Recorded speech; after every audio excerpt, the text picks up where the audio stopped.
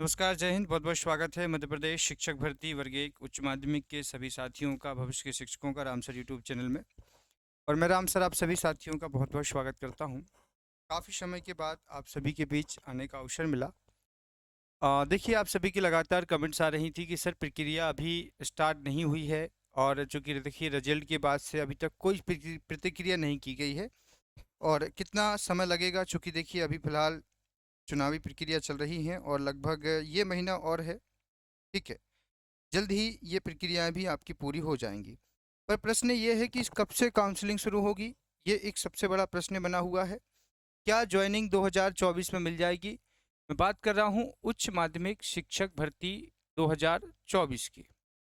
सबसे पहला विषय है हमारा ज्वाइनिंग की। बात कर रहे हैं हम। फर्स्ट पहला विषय यही है कि ज्वाइनिंग की प्रक्रियाओं में समय क्या लगेगा, ये कितने स्टेजों में हो सकती है। वैसे मैं आपको बहुत पहले इस संबंध में चर्चा कर चुका हूँ, लेकिन यहाँ पर कुछ और भी जानकारी है जो मेरे सामने इतने दिनों के बीच में आई है, उस पर भी हम चर्चा करेंगे। पहले एक मूल बात क्या है, मैं इसकी चर्चा आपके सामने कर देता हूँ। आप लोगों का एक बहुत ही कॉमन सा विषय है, वो है पदवृत्ति। देखिए, मेरे हिसाब से मैं मध्यस्थ हूँ। अभी तक मैं पिछले 6-7 सालों से मैंने सभी को सारी चीज़ें बताई। जैसे कि अतिथि शिक्षकों से कहता हूँ कि साल भर का नियमितीकरण, साल भर का आप स्थायी के लिए सरकार से मांग करिए, आपका काम 1 साल का स्थायी हो। तो मैं बताता हूँ। अब वो मुझे अप्रोच नहीं करते कि सर आप ही क्यों नहीं कर देते ये चीज़ें। तो भाई, मैं ना अतिथि शिक्षक हूँ। वर्ग 3 वालों से मैंने कहा, वर्ग 1 2 मैं पिछले 5-6 सालों से अतिथि शिक्षक हुए, पटवारी विभाग हुए, एमपी पुलिस हुए, पीएससी से लेकर सभी विभागों में जहाँ आवश्यकता जैसी होती है मैं जानकारी देता हूँ। अभी पिछले 4-5 महीनों से मैं देख रहा हूँ कि अभी फ़िलहाल आप लोगों के संगठन में कहीं न कहीं कोई वीक पॉइंट है।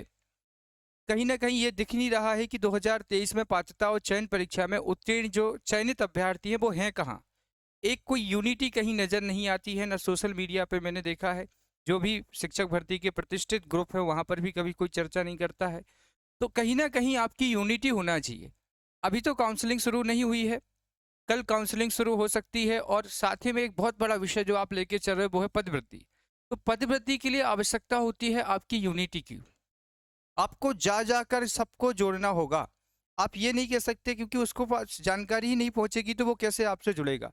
तो पहली प्राथमिकता है कि सबसे ज़्यादा पहले आप संगठन को बढ़ाइए, लोगों को जोड़िए, अगर आपका मूल विषय पदवृत्ति है तो।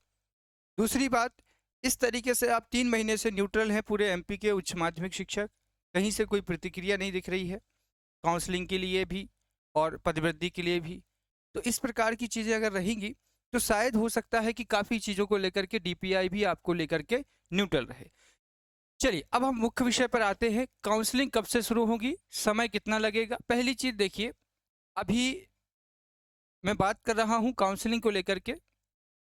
देखिए, फिलहाल अगर आप लोगों को पता है तो डीपीआई की तरफ से एक नोटिस आया था। एक सेकेंड। नोटिस में पदवृत्ति के पदों की जानकारी मांगी गई थी। इससे पहले का जो मेरा वीडियो था उसमें मैंने आप सभी को ये जानकारी भी अपडेट की हुई थी। डीपीआई की तरफ से ऑफिशियली अभी फ़िलहाल इस महीने तो मैं उम्मीद नहीं कर रहा हूँ, जून का पहला महीना हो सकता है या हो सकता है इसी महीने। ये है आपके डीपीआई का पोर्टल, जहाँ पर आप देख पाएंगे ये उच्च माध्यमिक है। यहाँ पर आप देखेंगे कि जो ये शेड्यूल है आपके सामने दिया गया है। सबसे पहला काम होगा ये वाला काम, कुछ भी नहीं होगा, पूरा प्रॉपरली शेड्यूल आएगा काउंसलिंग का। ठीक है, रोस्टर पहले भी आ चुका है, चयन परीक्षा के टाइम पर ही रोस्टर आपका जारी हो चुका था। इस प्रकार का एक पूरा शेड्यूल होगा जून में जारी। इसमें वो सारी तारीख है, वो सारी डेट, वो सारी चीज़ें यहाँ मेंशन करके बताई जाएंगी जून में कि हम इस तारीख को, इस महीने की ये चीज़ कराएंगे। तो आप लोगों को देखो, इसका पहले तो आप सभी मेरे साथी इसका एक स्क्रीनशॉट ले सकते हैं कि क्या क्या चीज़ें हो सकती हैं। देखिए, सबसे पहले तो क्या होगा, पहले अब ये नहीं होगा क्योंकि ईडब्ल्यूएस का फैक्टर यहाँ पर ये हट गया है, तो अब ये शायद चीज़ आपके साथ नहीं जुड़ेगी। ठीक है। दूसरा बिंदु देखिए कि पहले आप लोगों की जारी होगी मेरिट सूची और वेटिंग सूची। अब मैंने एक शब्द जोड़ा है कि यहाँ पर वेटिंग वालों को भी मौका मिलेगा। तो ये वेटिंग वालों का कैसे फैक्टर है सर? देखिए, आप लोगों को पता होगा कि 25% वेटिंग को लिया जाता है।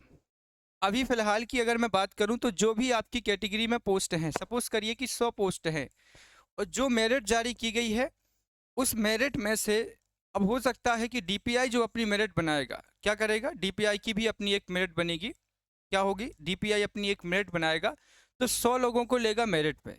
लेकिन जो इसी 100 के बाद के नंबर, जैसे 100, एक मिनट, जैसे सपोज करिए कि 75 नंबर वाला कोई व्यक्ति मेरिट में है और 74 वाला मेरिट में नहीं आ पाया क्योंकि इसके 100 नंबर के अंदर था, तो 74 वाला जो होगा उसके नीचे वाला वेटिंग में आ सकता है।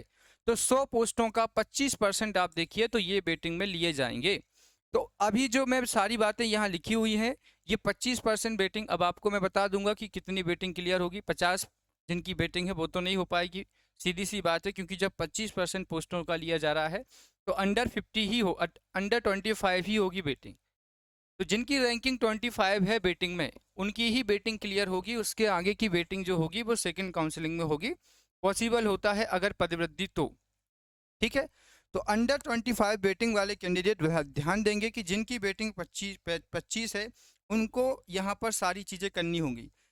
पहली बात, सबसे पहला तो ये रूल आएगा, फिर डीपीआई क्या करेगा, अपनी एक मेरिट बनाएगा प्रॉपरली, अपनी एक वेटिंग सूची बनाएगा 25% की। उसके बाद क्या होगा इस बात को समझना आप लोग। पहले आपको डॉक्यूमेंट्सों को अपलोड कराया जाएगा, इसकी एक डेट दी जाएगी, इस पार्टिकुलर डेट में आपको ये करना होगा। तो यहीं पर समझ लीजिएगा पहली बात कि आपके पास में यहाँ पर आप कुछ भी अपलोड कर दीजिए। हो सकता है आपके पास जाति कास्ट सर्टिफिकेट ना हो सकता है आपके पास रिजर्वेशन का सर्टिफिकेट ना हो सकता है कोई डॉक्यूमेंट्स की कमी हो। तो इस डेट तक तो हो सकता है जब जारी की जाएगी आपके पास नहीं है वो डॉक्यूमेंट्स, पर अभी मैं अगर आपको बता रहा हूँ तो आपकी ये अप्रोच होना चाहिए कि इस टाइमिंग के साथ आप इस चीज़ को अरेंज कर लें। लेकिन यहाँ अगर नहीं है तो कोई भी आप डॉक्यूमेंट्स अपलोड करा दीजिए एटलीस्ट। तो यहाँ पर आपको ओरिजिनल डॉक्यूमेंट्सों को स्कैन कराकर पहली काम करना होगा अपलोड। फिर क्या होगा, डॉक्यूमेंट्सों के लिए सत्यापन की सूची अपलोड की जाएगी कि इस व्यक्ति को इस जिले में इस स्कूल में जाकर के डॉक्यूमेंट्सों का वेरिफिकेशन कराना है। यहाँ पर मोस्ट इम्पोर्टेंट है ये पॉइंट जो बहुत ज़रूरी है, यहाँ पर आपका एफिडेविट भी नहीं चल पाएगा क्योंकि अभी से जुलाई के बीच में 3 महीने का समय है। आप चाहिए तो कोई भी डॉक्यूमेंट्स, जो मुख्य डॉक्यूमेंट्स है 10वीं 12वीं graduation post graduation DEd BEd, इसके साथ में सेमेस्टर वाइज मार्कशीट, अब उसमें अगर कोई प्रॉब्लम है तो अभी आप ठीक करा लीजिए। नाम में कोई समस्या है, सरनेम नहीं लिखा है, किसी में सरनेम लिखा है, तो ये कोई प्रॉब्लम नहीं मानी जाती है। मेजर प्रॉब्लम मानी जाती है कि कोई डॉक्यूमेंट्स आपके पास है ही नहीं है। तो ऐसी कोई चीज़ अगर आपके पास में नहीं है तो उसको अरेंज करा लीजिए, क्योंकि कहीं ना कहीं जब ये डॉक्यूमेंट्स वेरिफिकेशन के लिए बुलाया जाएगा ऑफलाइन में, तब वहाँ पर आपको फ़ोटो कॉपी के 3 सेट ले जाने होंगे और इसी समय पर ये सबसे बड़ी बात क्लियर होती है, ठीक है। फिर उसके बाद क्या होगा, फिर उसके बाद आपको एक सेकेंड सूची होगी ये वाला है ना, डॉक्यूमेंट सत्यापन होगा और फिर उसके बाद चयन सूची जारी होगी और फिर लास्ट में होगा साला चयन, विकल्पों का चयन होगा। तो ये भी ये बहुत ज़रूरी बात है कि डाइस कोड के आधार पर आप अपने विद्यालय को सिलेक्ट कर लीजिए। अब जो मेरिट में है तो उनका तो कन्फर्म ही है भाई कि ये सारी चीज़ें तो वेस्ट करना ही है। वेटिंग जो है वो 25 वालों को ही ध्यान रखना है कि ये सारी चीज़ें आपसे भी कराई जाएंगी। इस तरीके से रोस्टर ये सब हट जाएगा। आप देखना ये 2000 ये कुछ चीज़ें रहेंगी, जैसे ये हो गया ये हो गया, ये कुछ चीज़ें रह करके इनको हटा दिया जाएगा और 2023 के साथ में इसको जोड़ दिया जाएगा। तो अभी फ़िलहाल देखिए मेरे दोस्तों साथियों, जिनका नाम वेटिंग में है ज़्यादा, देखो मैं एक बात बताता हूँ, मैं किसी को किसी भी तरीके से आपको आशा दिला सकता हूँ, मैं मना किसी को भी नहीं कर रहा हूँ, पर मुझे कहीं ना कहीं इस बात का, देखो आपके सामने जो चीज़ है वो ये है कि आप आगे की तैयारी कर सकते हैं। सेकंड काउंसलिंग की अगर मैं बात करता हूं कि दूसरी काउंसलिंग जो होगी उसकी उम्मीद उतनी ही है जितनी की आपकी मेहनत है। जितना आप मेहनत सरकार के सामने करेंगे, विभाग के सामने करेंगे, विभाग के खाली पदों की जानकारी आप उनको देंगे, वो देखेंगे कि हाँ खाली हैं, रिजल्ट लगातार बिगड़ता जा रहा है प्रदेश के बोर्ड एग्ज़ाम का, उनको एहसास होगा तो पदवृद्धि होगी। अगर आप न्यूट्रल रहेंगे, आप अप्रोच ही नहीं करेंगे सरकार से, आप मांग ही नहीं करेंगे, तो सेकंड काउंसलिंग नहीं होगी।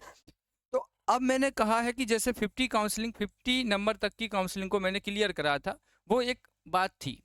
अब यहाँ पर समझने वाली बात यह है कि अगर आपकी वेटिंग एटलीस्ट 25 से ज़्यादा है, 25 से वेटिंग, ये तो क्लियर है भाई कि 50 वेटिंग तक के लोग तो वैसे भी क्लियर होंगे क्योंकि आगे काउंसलिंग चलती रहती है, पहली काउंसलिंग भी, तो ये तो है सेफ जोन में, ऐसा कोई वो नहीं कर रहा हूँ। पर एटलीस्ट अगर आपका वर्ग 2 एग्ज़ाम है, वर्ग 2 एग्ज़ाम है, तो इससे ज़्यादा जिसकी भी वेटिंग है, जैसे किसी की 25 वेटिंग से ज़्यादा वेटिंग है, तो उनसे मैं आपसे फ़िलहाल तो यही कहूँगा कि आप वर्ग 2 की तैयारी में लग जाइए। अगर आपकी पात्रता क्वालिफाइड है तो वर्ग 2 पर पूरा फोकस दीजिए, क्योंकि ये एग्ज़ाम आपका होना है अगस्त में। अब यहाँ पर इस बात को मैं क्यों कह रहा हूँ सर, क्योंकि देखो यार, सरकार है और आपकी मेहनत है। अगर आप अप्रोच सरकार से करेंगे, आप उनसे मांग करेंगे कि पदवृद्धि की ज़रूरत है, 1 से 1.5 लाख पद खाली हैं, सरकार सेकंड काउंसलिंग में जितने पद अभी आए हैं, अगर उतने ही पद निकाल देती है सरकार, उतने ही पद सरकार निकाल देती है, तो अभी जो वेटिंग आपकी दिख रही है, एटलीस्ट बता रहा हूँ, जो वेटिंग 100 से अंडर 100, मैंने पहले भी कहा था कि 100 वेटिंग तक क्लियर हो जाएगी। 100 से ज़्यादा भी हो सकता है, डिपेंड ऑन सब्जेक्ट रहता है कि भाई किसमें कितनी पोस्टें आ रही है। लेकिन हमेशा होता है, सरकार पहली काउंसलिंग या पहली जो भर्तियां कराती है, जो रोस्टर जारी करती है, उसमें कभी पूरे पद प्रदर्शित नहीं करती है। दूसरी काउंसलिंग में हमेशा ही डीपीआई ने पदवृद्धि की है। 2011, 13, 2018, 2023 के आंकड़े उठा के देख लीजिए। बस ज़रूरत होती है कि उस समय आप सरकार से मांग करें, उनको एक बार अवगत करा दें, सरकार सेकंड काउंसलिंग कराएगी और पदवृद्धि भी करेगी। पॉसिबिलिटी बिल्कुल रहती हैं, बस आपका प्रयास किस लेवल का हुआ है ये उस पर डिपेंड करता है। तो फिलहाल जो 25 से ज़्यादा वेटिंग वाले हैं, उन सभी से मेरा रिक्वेस्ट रहेगा कि संगठित रहिए। पदवृद्धि की मांग चुनाव के बाद बिल्कुल एकदम रफ्तार में आनी चाहिए, क्योंकि जून से ये काउंसलिंग शुरू होगी, जुलाई, अगस्त, सितंबर तक ये चलेगी। सितंबर के बाद आप जैसे ही प्रयास में रहेंगे तो सेकंड काउंसलिंग का भी शेड्यूल जल जाएगा और मेरिट वेटिंग फिर से जारी हो जाएगी। तो ये सारी चीज़ें सभी वेटिंग वाले साथियों को समझने की आवश्यकता है कि आप लोगों को पदवृद्धि के लिए बढ़ चढ़कर भाग लेना पड़ेगा, तो ही सेकंड काउंसलिंग होगी, वरना पहली काउंसलिंग में ही ये नाम मात्र के पद भर दिए जाएंगे और बाकी आपको रोक दिया जाएगा। अब इतनी बात समझ लीजिए कि 2018 की जो सेकंड काउंसलिंग हुई थी, 18 भर्ती की मैं बात कर रहा हूँ, सेकंड काउंसलिंग की जो पोस्ट खाली हो गई हैं, पोस्ट वहाँ पर बची हुई थी, उसमें एक वेटिंग जारी की गई थी जिसे अतिरिक्त सूची कहा गया।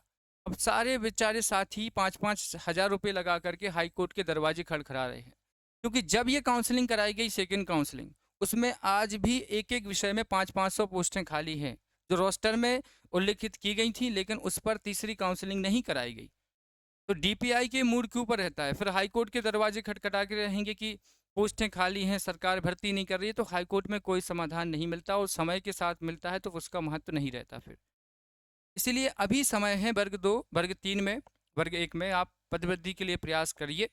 और जो भी साथी, मैंने कहा है कि अगर आपका नाम मेरिट में है और आपका नाम 25% की वेटिंग में है, तो जो डॉक्यूमेंट्स आपको मैंने बताए हैं उन सभी को अरेंज करा लीजिए। कब तक करा लीजिए? जून के पहले वीक तक, क्योंकि आपको डॉक्यूमेंट्सों की बहुत ज़्यादा ज़रूरत पड़ सकती है। ठीक है? और इसके साथ में ही आप अगर वर्ग 2 की तैयारी कर रहे हैं तो जुड़े रहिए इस चैनल के साथ में। आगे जैसे ही इसके संबंध में शेड्यूल जारी होता है, मैं आप सभी के बीच आऊँगा। फिलहाल इस वीडियो में इतना ही, ये एक सूचना मात्र था वीडियो, और जैसे ही अभी काउंसलिंग की प्रक्रिया शुरू होगी मैं आप सभी के बीच उपलब्ध रहूँगा। फिलहाल इस वीडियो में इतना ही साथियों, जुड़ने के लिए बहुत बहुत शुक्रिया, धन्यवाद। जय हिंद, वंदे मातरम।